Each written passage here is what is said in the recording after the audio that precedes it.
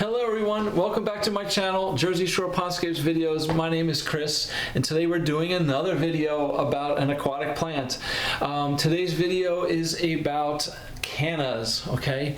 So I have a whole mess of videos here about aquatic plants, and we're doing individual videos on different plants to give you as much information as I can and show you pictures and talk about growth habits and all this.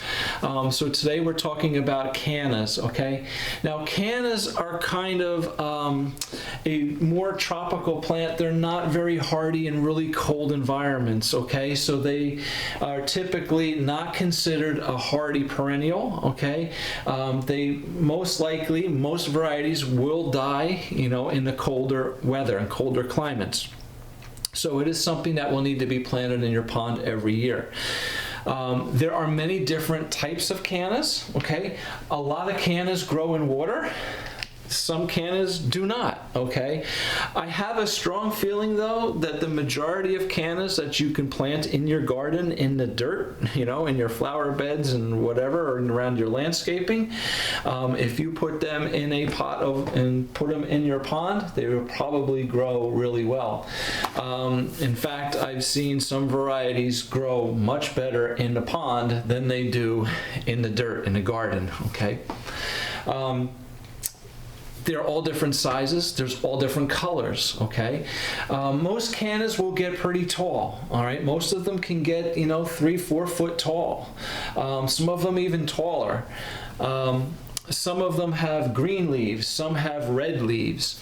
There's a variety that I really liked. It was called a Tropicana canna, and it's a weird variegated leaf that's a green to orangey red leaf.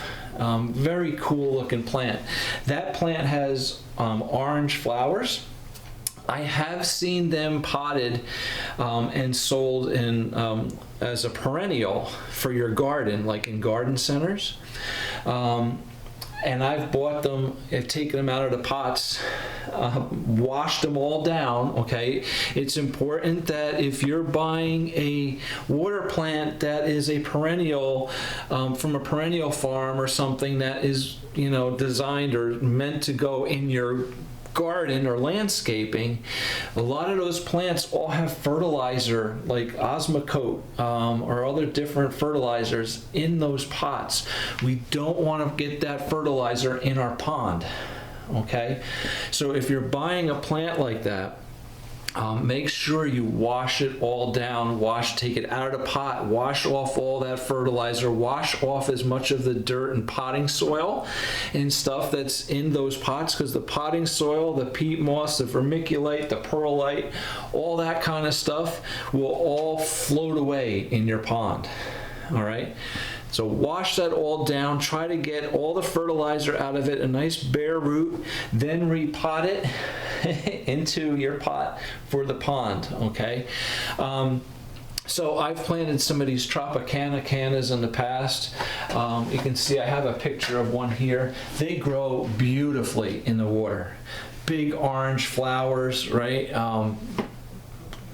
Leaves grow crazy. The plants fill the pots. They spread really, really great. They also come, you know, with red leaves and green leaves. I've seen yellow flowers, orange flowers, pink flowers, and red flowers, okay? So many different colors are available.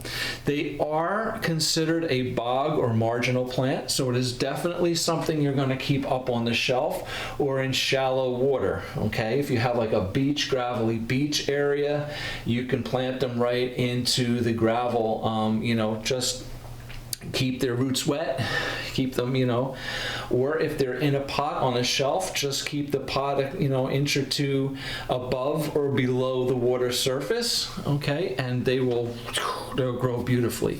Do not put them too deep down in the pond. They want to be up near the surface, okay, in shallower water. Again, they will fill out a pot. They grow great. They grow nice and high. Make sure there's a nice big pot that allows that growth and also gives the plant a lot of stability, because as it gets taller and taller and bigger and fuller and lusher, the wind blows, it's going to blow it over. Okay, nice big pots. Typically with all pots, plants in pots, I like to put nice big gravel on the top, at least 1 inch to 1.5 inch gravel on top of the pot, just to keep fish out, okay, from getting in there and digging up the dirt and roots and all that stuff. The large gravel helps to keep fish out, and if you keep that plant just 1 inch or 2 below the water surface or above the water surface, the fish can't get in there very well at all either. So those, no matter what type of plant it is, that's some good advice for you as to, keeping fish out from not getting them, rip them all apart, or especially larger koi, when they want to lay their eggs, they're looking to get into the plants. So, if you can avoid having your fish dig up the plants, that's the best way to do it. All right, so that's just a quick rundown on cannas for you. Very showy, really pretty flowers. They will flower in the summer. They have a pretty decent span of flower life, so to speak.